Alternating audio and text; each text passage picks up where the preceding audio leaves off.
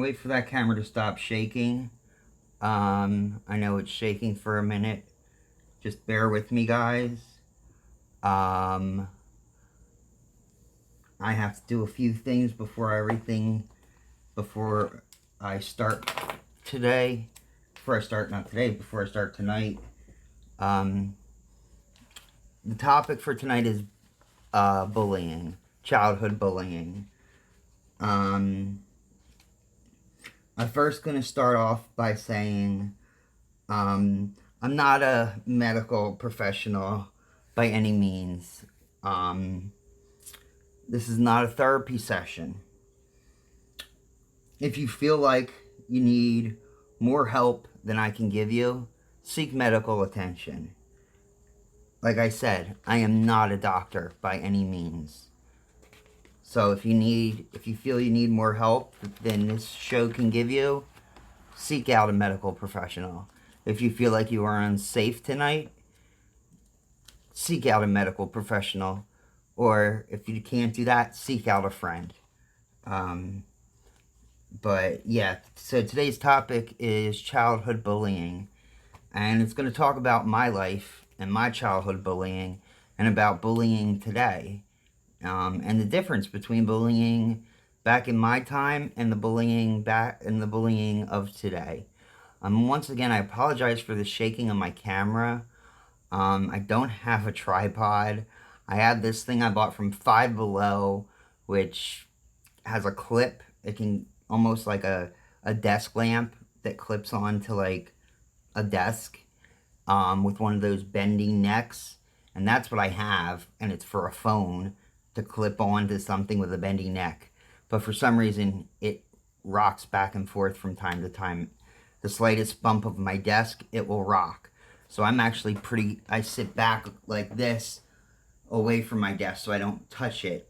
Oh, actually, I have to get into my my own account because I need to see if anybody's chatting or anything.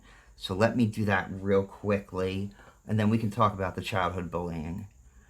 But just give me 1 second. I don't want to miss anybody if anybody's chatting. But give me 1 second. I should be able to... I am live, right? Yeah, I'm live. Okay. Oh, here we go. That's why.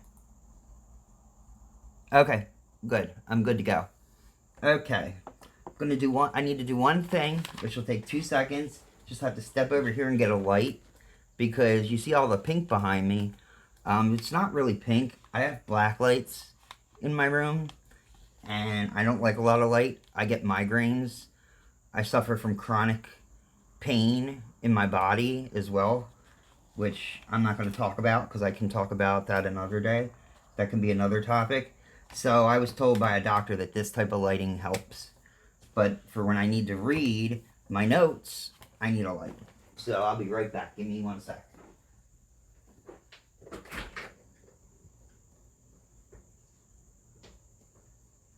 Okay, I'm back. That's all it took was 1 second, and I'm back. Because I got this little lantern thing here.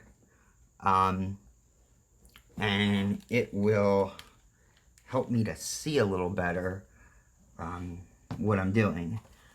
Okay, so like I said, if this doesn't help you in any way, and you feel like you don't feel safe, please seek out medical attention. I am not, once again, I repeat, I am not a medical professional.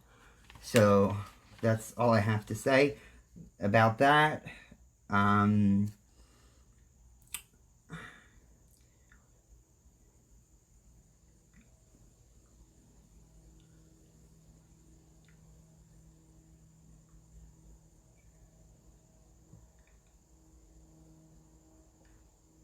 Yeah, this is a place, I'm telling you my experiences in hopes that you can share your experiences. This is a place for you to share everything that you feel like sharing. And one thing, you know, people are really rude today. So, don't feel broken. People are rotten, so don't feel broken in any way. People make people feel broken. Um, just because they have something different. Like, I mean, a lot of people feel like, oh, well, this person, it makes the other person feel good, the bully. It makes them feel good when they can pick on you, because they're just doing that because they have things that they are not happy with themselves about, or they have issues that aren't resolved, and that's why they do that. Now, when you're a child, though, it's really hard to see that because your mind doesn't, it's still developing your brain. And when I was in fifth grade, I was bullied on the playground by a kid named Otis Lucas. But it wasn't just him. There was Tony Pamel, Ryan Nebulous, David Merlo, Chad. I could keep going on and on about all these kids. But what I used to have to do was I would have to go into when I was in fifth, well, from grades second through fifth is when you had recess. I had to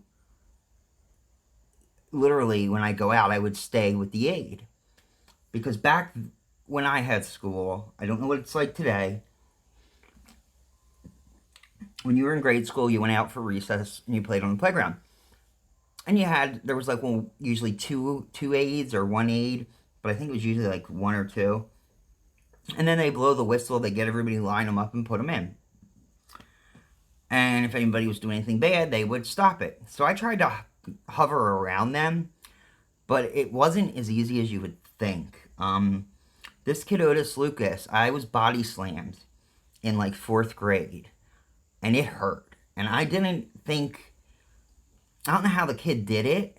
I mean, to tell you the truth, because that kid literally took his hands. I'm going to move back. Took his hands and went. So he took me from down and went and threw me over his back. And I landed on my back. It took all the wind out of me. And I mean, I was, and the bullying was so bad, I got sick to my stomach in the morning before I had to go to school. And then I ended up having to see a psychiatrist and a psychologist because I was getting severely sick to my stomach, and it was all psychological because of the fear of going to school. And I mean, today, oh my God, I can't believe what the kids have to go through today. I mean, what I went through as a kid was horrible, was absolutely horrible. I mean, I don't know if they say it's worse for today's kids, but when I was a kid, I didn't see commercials on TV that said, like, I saw a commercial the other day, it said something about, it was on either NBC or ABC or CBS. It was on demand, and when I was watching it, it was like, I think it was the peacock. So I don't know if that's CBS or ABC. And it said, ding, ding, ding, the more you know. So whatever channel the more you know is. And they do this little thing before your show comes on demand. And it said, the more you know. And it's like, sticks and stones may break your bones. And it's like, but then it was saying like, because back when I was a kid, they say sticks and stones will break your bones, but words may never hurt. And they were saying on this NBC or whatever channel, like saying, no, words do hurt. And it's like, when I grew up, no, I was told, no, words don't hurt. Don't worry if they're bothering you or picking on you. Just be the bigger man and don't just let it roll off your back. Well, now the kids today, they don't have that. I mean, they got so many advocates for cyberbullying. But, I mean, I hear it's a lot worse. But I went through a big ordeal. I knew this kid when I was in second grade, and I think he stayed until third grade in the school district I was in. He had a lot of mental issues as well, worse than I did at the time. And what he did was, I had, see, my family came from money. And there's nothing wrong with that. I'm not saying that. I mean, that's just how I grew up. And his family, he lived in an apartment, a 2-bedroom apartment, and I understand. And his parents went through. His parents had divorced, and he was living just with his mom. And I don't even think he knew where his dad was. I don't even think his mom wanted him to know where his dad was. I think the mother beat him. So, but he turned on me. We were like best friends, doing everything together, and he turned on me. And when he would get mad, and I knew this. This kid scared me. I always said when I was back in like 3rd grade, I was afraid the kid was going to kill me. And I even said this. I mean, he threw rocks at cats. He lit small fires. He actually pushed me into where he lives, his apartment complex. They have one of these dumpsters, but you throw your trash in and you can push a button, and then the thing goes like that. The thing's like this. This is a dumpster. In here is all your trash. And he pushed me in there. And what happens is every hour or so, or whatever the timer is, the thing goes and crushes all the trash and backs up. Or you can throw your trash in and just hit the button and it'll do it. Well, he pushed me in there. I was freaking out. Like, I finally got out and the thing didn't turn on and he didn't push the button, but he was pretending to. He's like, I'm going to push the button on you. I mean, the kid was very disturbed. I mean, but it's not the end of the world. I mean, I'm not trying to, like, put it on him. He had a lot of reasons to be disturbed with everything with his family life. But it's sort of, he kept taking it to the next level. He would ring my doorbell, my parents' doorbell, and run away. He would call, my mom would come out of the house and be like, I see you. And he'd be like, fuck you, bitch. I'm talking somebody that's like 8 years old, 10 years old maybe. And I mean, back then, like 1991, you don't, a kid that's like 8 or 9 does not speak like that to an adult. Today's kids, yeah, they'll speak like that to an adult. Back in my generation, that was unheard of. You did not speak to your elder that way. And I still, to this day, don't speak to elders that way because of the way I was raised. Back in the 80s and 90s, that's how people were raised. Not saying anything wrong. I'm not saying anything against the millennials. I'm just saying that's how I was raised. But I was in, my parents had a tree house they bought me. It was like one of those playground places where like they sell jungle gyms and people buy them and put them on their property. I don't think, and so my parents got me one, and when I was a kid, and it had like some of them nowadays have like rainbow color roofs that are made out of like some type of, not plastic, but some type of like material. Mine was just like a yellow roof.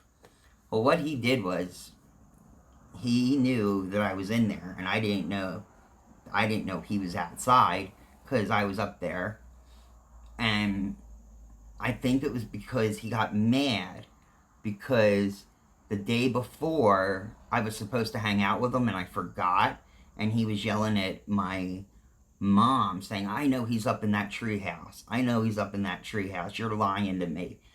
And my mom's like, no, I'm sorry, he's not here. He's out with a friend. So he got really, I think he had a lot of emotional issues.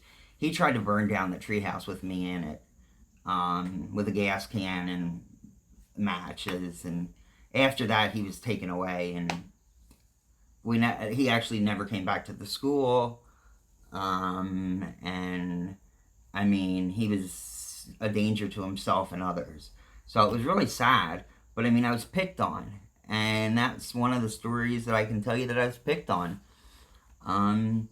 When I was in 8th grade, I finally felt like, okay, I have a group of friends. Some kids took interest in me, and it was the in crowd. And here I've been going through school since first grade all the way up to seventh grade, and having no friends, being made fun of, picked on. Now eighth grade rolls around, and people want to hang out with me. Well, they really only wanted to hang out with me because they knew my parents had money, um, and they knew that I was on a medication for ADHD, which was called Ritalin. And so here I think these kids are my friends, and it almost makes me want to cry. I was so upset when it happened. I really thought they liked me. And they came over. My mom and dad ordered pizza, went up to their room, left us out. We were out on our patio and the deck.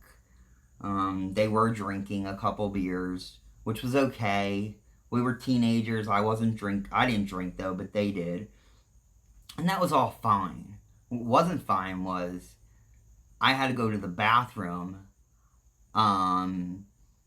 and they saw my mom take out my medicine before she went up for bed. She took out my Ritalin, and they saw where she got it from the cupboard with the glasses where we drink our drinking glasses. And when I went to the bathroom, they took the bottle and they emptied all the pills and put the bottle back empty. And then after that, they started to get antsy, like, oh, we're going to get going soon. And then they took like a 6-pack of beer out of the fridge as well with them. My mom said, Brian, what'd you do with your Ritalin? Where is it?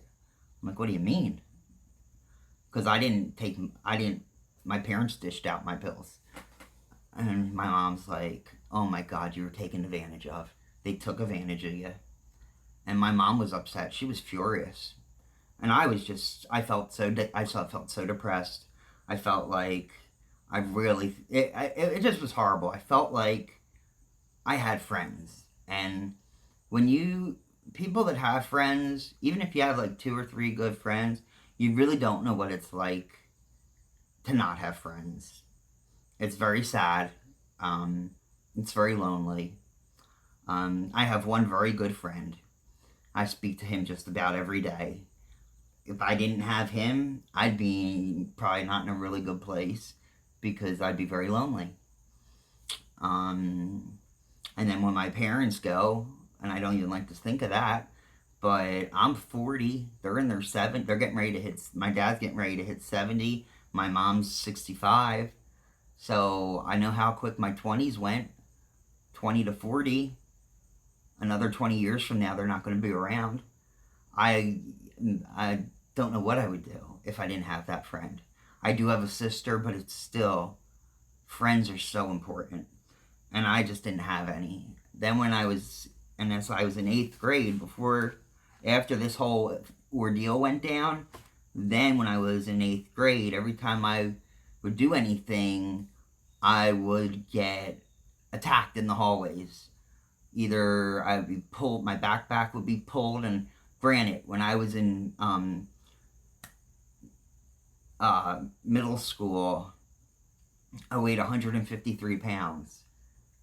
I was like one of the smallest kids in school, the scrawniest. Look at me today. I'm a whale now. I mean, but I would be I couldn't even go to the cafeteria in middle school because I once tried to go down a back stairwell, and these I gotta watch my language. These people, these assholes is all I'm gonna call them because I don't want to curse them too much. These asshole kids thought, like, hey, we're gonna jump them in the stairwell because it was a back stairwell. It wasn't one that's mainly used, but it was a shortcut to get to the cafeteria. So they decided to try and jump me, and they were jocks, and I was not. So I pulled out pepper spray, which my mom had told me to carry, because my mom was worried that these kids were going to beat me to death into a coma, because I had been beaten up and ended up in the hospital at one point. And I think I got a broken arm from it. But back then, they didn't do things like you call the cops. Kids just got suspended, not even expelled. So I brought pepper spray, and I sprayed the shit out of those guys. And those kids were so not expecting that. And I got in trouble for that, believe it or not. The school suspended me as well. They said it was a weapon I was bringing in, pepper spray. So, but I only got like one day of in school. They all the people that were attacking me, they got like a month of out of school suspension, because they were the ones that were attacking me. But they said they had to give me the one day of in school just because they needed to. They couldn't show favoritism or leniency, because that was what they said. Whatever. So, but I mean, I had that happen to me.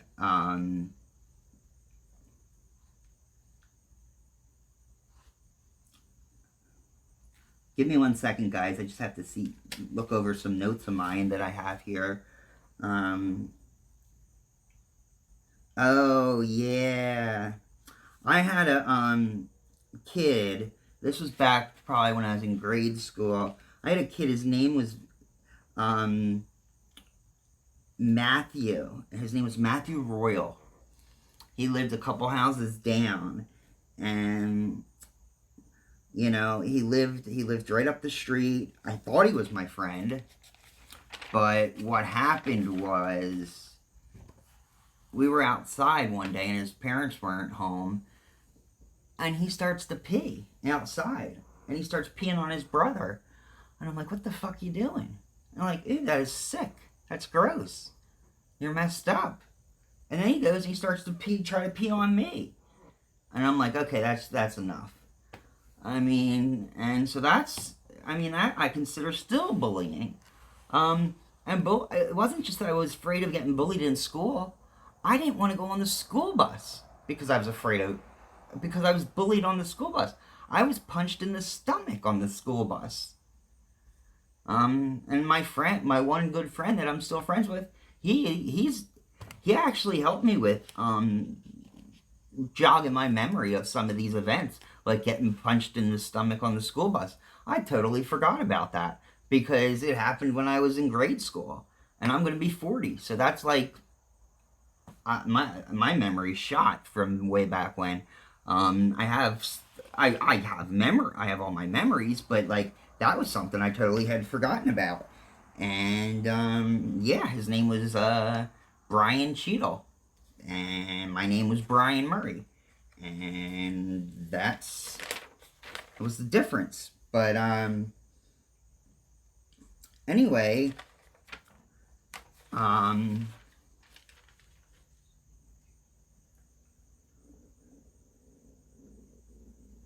yeah, and then so that's basically it. I did unfortunately start to fall behind in my classes because of the bullying. I wasn't able to focus. I just wasn't able to stay focused. And on the bus, the bus was a big ordeal. I eventually had my mom drive me every day to school. And I would get teased in swimming class. So I got my mom to write a note, and I got out of every swimming class throughout my high school years and my grade. We even had it in grade school. Grade school and middle school, we had swimming. One of the few states that has it in grade school. But we did, and I got out of it in every one because the kids would make fun of me. And I wasn't fat. They'd make fun of me because they could see my ribs and my bones, and they would just say because I was a toothpick. And then the infamous, Mr. Glacken, my bagel's on fire. I heard that from 6th grade all the way up to 8th grade. I burnt a bagel in the toaster, and it caught fire. Well, what happened was, the bagel was in a toaster oven. Every Friday, our teacher let us bring bagels in, and we could eat in one of our periods. We could eat a bagel with cream cheese. Well, I put my bagel in the toaster oven, and when I went to get it out, I used a paper towel because it was hot. But if you know what a toaster oven is, it's not like a regular toaster. So when I put it in, it must have touched a hot coil, and the paper towel caught fire. I quickly threw it into the sink, but I was like, "Oh my God, Mr. Glacken," to my teacher, and everybody then was mimicking me all the way up, even into like 9th grade. I kept hearing, "Mr. Glacken, is my bagel on fire?" I mean, I just kept getting bullied and bullied and bullied. And today, the kids are, they have it, I think they have it, it's so much worse. They get bullied at school, then the cyberbullying. They get bullied at home, on their computer, their phones. I couldn't imagine that. I mean, I did get bullied a lot. I mean, all the time I was bullied. But nothing like the kids today. The kids today are so harsh. And there's like body images the girls have today. They have to be like these petite supermodels. Like, come on, you don't have to do that. I mean, one of my nieces was on a paleo diet. What the hell is a paleo diet? Well, I looked it up. It's a caveman diet. It's what cavemen used to eat. Like, literally.